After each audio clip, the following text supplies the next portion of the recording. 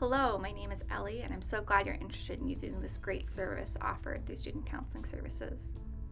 This video will help you gain an understanding of how you can use biofeedback as a tool to support your overall well-being. For example, biofeedback can help you develop skills to reduce stress and anxiety, to develop helpful coping strategies, and become more able to regulate your emotions.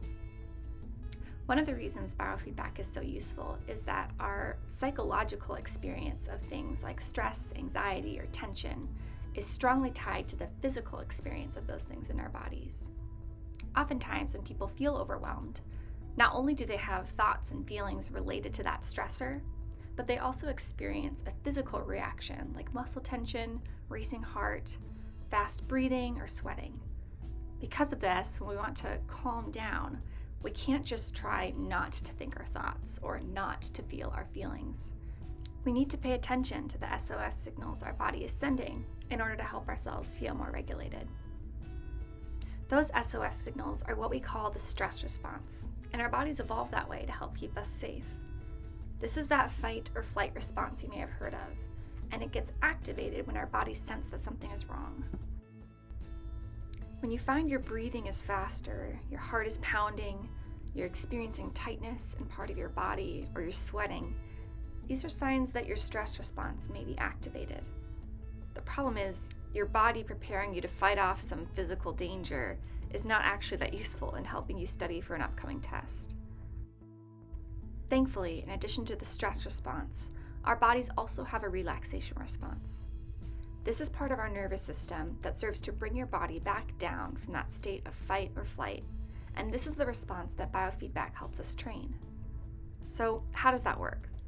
Well, biofeedback is the process of taking our physiological responses, like breathing and heart rate, and translating them into visual information.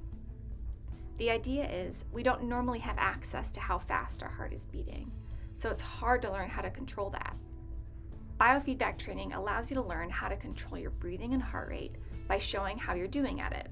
It's kind of like playing a video game, but instead of having a controller in your hands, you have a sensor monitoring your heart rate.